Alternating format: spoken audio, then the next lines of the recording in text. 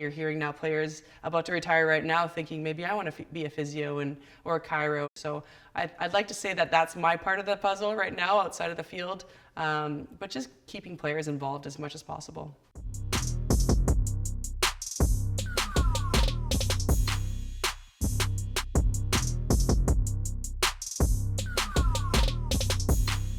Other countries are starting to catch up. We need to change some things. Canada is the only top 10 FIFA ranked nation that doesn't have a women's domestic league.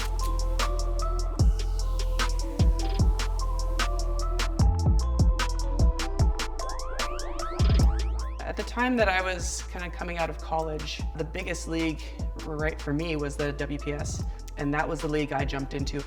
Honestly, Europe was an option, so I just wanted to stay close to home.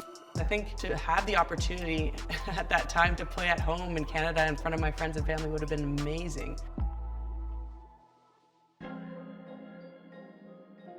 What is kind of unique about my journey is that I continue to play and go to school at the same time. And I think chiropractic is my program was about 4.5, 5 years long, and it took me about 8 years to finish. So I was going to school for months, and then I'd come back to the team, or John sometimes would fly me in just for games, and then I'd go back to school, and it was just back and forth for 8 years. I think anyone that plays the game at a high level wants to leave it in a better place that they began, and especially how we began, where we were barely winning, we had no resources, hardly any funding, and a lot of our mottos with the national team was leave a legacy and change the game forever and change the sport in our country. I think for me, it's my piece of the puzzle would be to leave a legacy in terms of there is a pathway outside of soccer. You know, I'm on the medical side of things and getting more players to stay in the sport, which is a huge issue anyways, at the playing level and afterwards when they retire.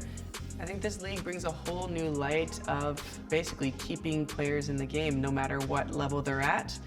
It's a league that has so many job opportunities, whether it's on the medical side, whether it's on the sports psych side. There's so many players that want to stay in the game somehow. There's the old saying, like, if you see it, you believe it. And I think having this league in our own country, having some of the greatest players in the world play in your hometown or in another city that you can travel to go watch, this is what dreams are made of.